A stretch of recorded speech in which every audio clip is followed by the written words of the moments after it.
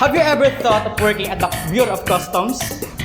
Computing the duties and taxes here, meeting the commissioner, or be the best broker in town? Or how about conducting the post-clearance audit? Okay, chill. Today, I'm gonna let you know what a post-clearance audit means. So, when we say post-clearance audit, it's like this. Like this. Like that.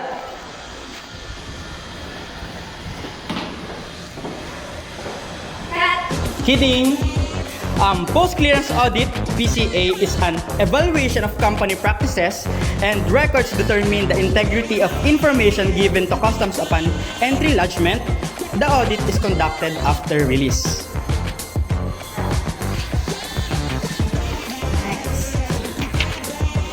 Wait! Did you hear that?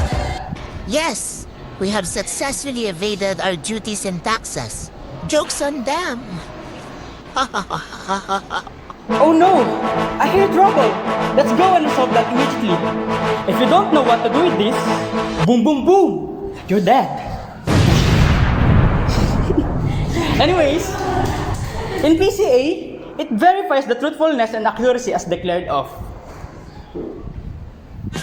customs value or no understatement, volume or correct volume, and tariff classification or correct rate. But are you wondering who is subject to PCA?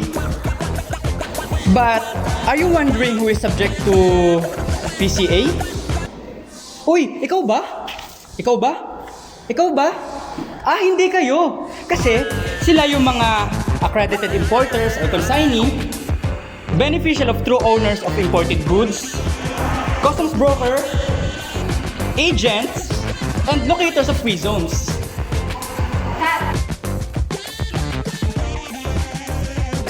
So, let's now talk about the audit examination of records. So, the examination of records pertains to goods declaration shall proceed within 3 years. Yes, 3 years! 3 years from the date of final payment of duties and taxes. And if ever there is an absence of fraud, then the assessment shall be conclusive upon all parties 3 years from the date of final duties and taxes. Okay. But if you are wondering what's the purpose of keeping these records, confirm the truthfulness and accuracy of the goods declaration, to check adequacy and integrity of the manual or electronic system, and to determine the level of compliance of importer, customs broker, or locators, and last one, serves as basis for importation of sanctions. Did you know that the place to keep records is at the principal place of business for a period of 3 years from the date of final duties and taxes? And the records required to be kept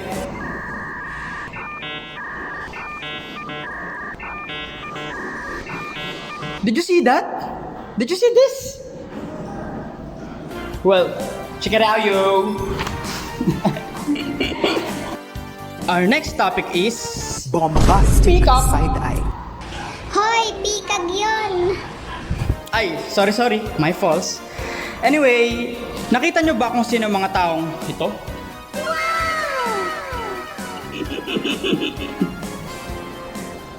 The Post-Clearance Audit Group. That is headed by the Assistant Commissioner, Attorney Vincent Philip C. Moronilla.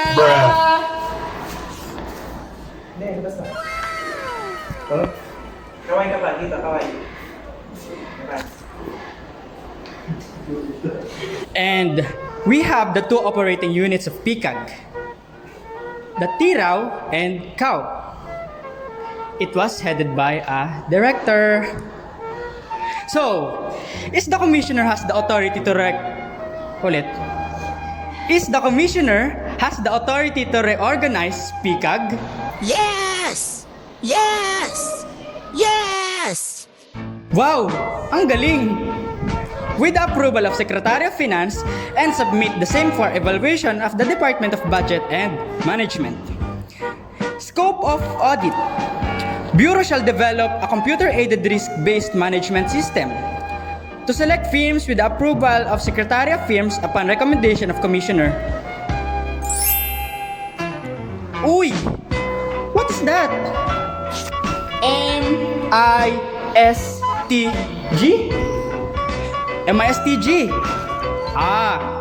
The Management Information System and Technology Group will coordination of PICAG Tirao shall develop computer-aided risk-based management system to facilitate the risk assessment and conduct of audit PICAG and to gather data or information. Now, let's go! Let's go on to our profiling information analysis on importer conducted by Tirao. Next is the audit notification letter that contains name of officer that will conduct the audit, period covered by the audit, list of documents and records to be submitted by the importer, general customs questionnaire is also annexed to the ANL that is valid for 30 calendar days from the date of issuance.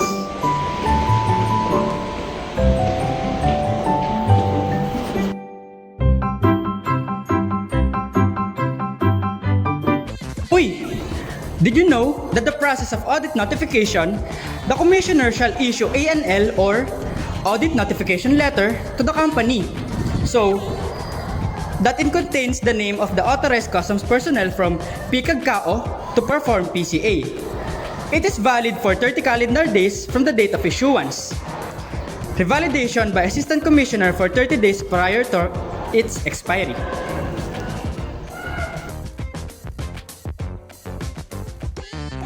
If the importer auditee failed to keep records, which is we don't want to happen, right? Right? Because there is number 1, suspension or cancellation of accreditation.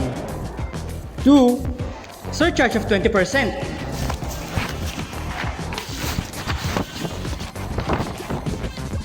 3, hold delivery or release of subsequent importation. 4th one, criminal prosecution or imprisonment. And 5, waiver of the right to contest the result of the audit. The importer auditee kept pertinent documents and records to submit within 10 days. Ito mo na dito? Basahin mo na lang. Basahin mo yan. Okay.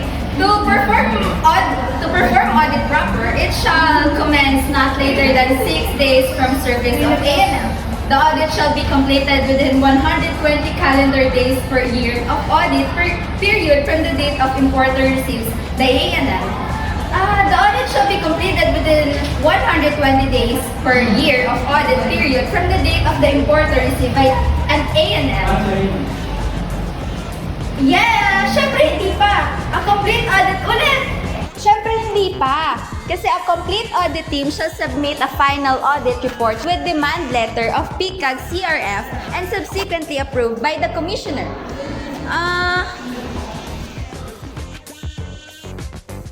After the final audit report and demand letter, the PICAG will go up to the service of demand letter. The demand letter shall be served within 5 days from the approval by the Commissioner by personal service, registered email, and electronic email. Bye!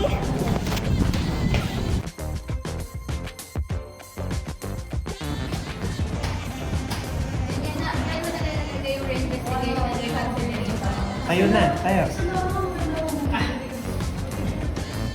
Ayun na.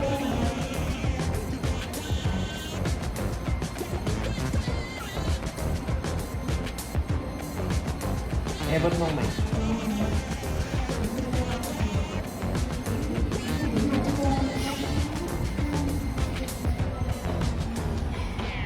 Uy! Anong nangyari sa'yo? Adversely affected kasi ako. Look! The importer adversely affected by the deficiency issued by the PICAG and approved by the Commissioner has the right to request for reconsideration or investigation to Commissioner within 15 days from receipt of demand letter. Access to records! Importer shall give to the Bureau personnel authorized to conduct audit full and free access to the premises where the records are kept. Ano to? What is the meaning of this jellyfish, jellyfish, Japanese jellyfish? In here.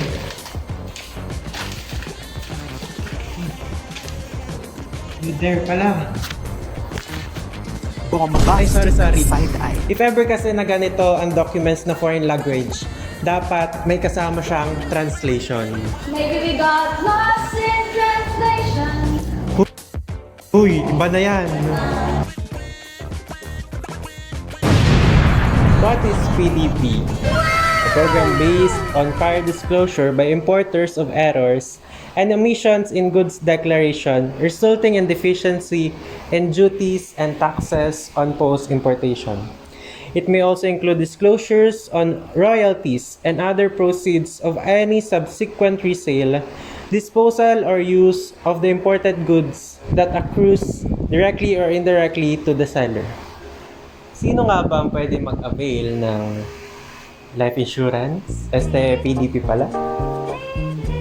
Una na dito, importer who did not receive ANL at syempre, importer who received ANL.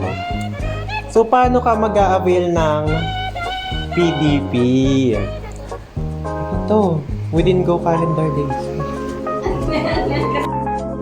How to avail PDP? Within 90 calendar days from the receipt of ANL, first, they should submit the duly accompanied PDP form stating the errors in goods declaration. And second, tender payment of the deficiency, duties, and taxes and penalties. The submission of documents with tender of payment is within 90 calendar days from receipt of ANL. Verification of PDP application for completeness and accuracy. It shall be completed within 90 calendar days from receipt of complete documents. And if there are findings of fraud or mistakes, errors in goods declaration that has adverse impact on government revenues, Commissioner will conduct a formal and full audit. Hindi. Ako malalanggal. Okay na.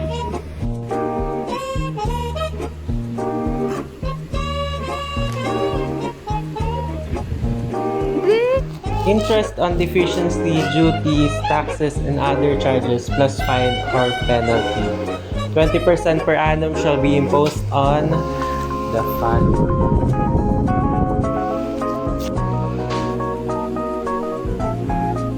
Mag-start ka na. Remedies of the importer. Reconsideration or investigation is denied by the commissioner. Importer may appeal in CTE. Anong CTE? CTA. Anong CTA? Court of Tax Appeals within 30 days from receipt of the adverse ruling of the commissioner. How about remedies of the bureau? First, the strain of goods, chattels, or effects and other personal proper of character. Second, levy upon real property and interest in rights to real property. And last one, civil or criminal action. Paano ulitin mo? Yan. Paano ulit nga? Para ano?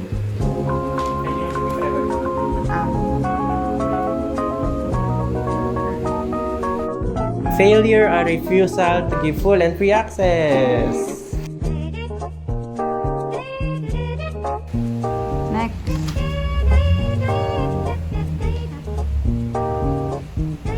Next. Next.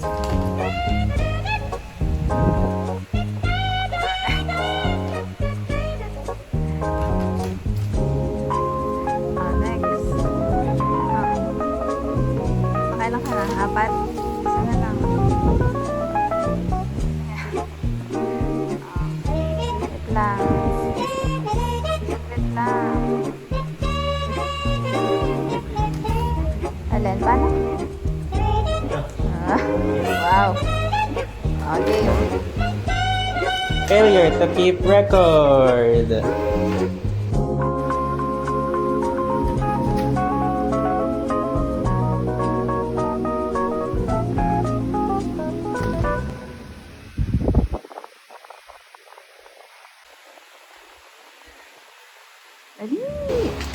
Failure to pay correct duties and taxes on imported goods. Negligence plus guilty shall be penalized with a fine equivalent to 125% of the revenue loss. Fraud plus guilty shall be penalized with 6 times of the revenue loss and or imprisonment of not less than 2 years but not more than 8 years. Section 11, records to be kept by the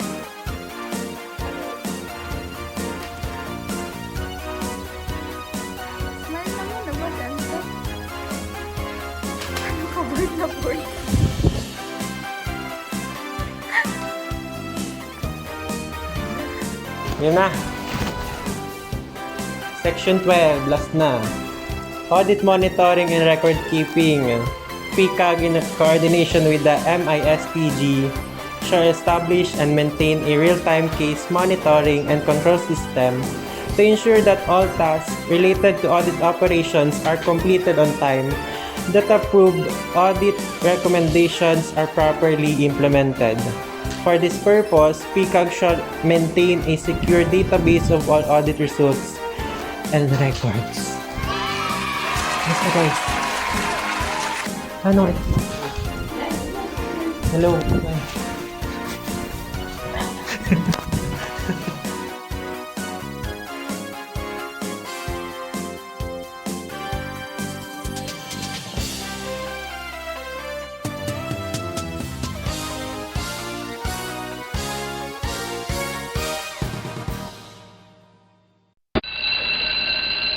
When I wake up in the morning and the longest I don't want it, I don't think I'll ever make it on time. By the time I grab my books and I give myself a look, I'm at the corner just in time to see the bus fly by. It's alright, 'cause I'm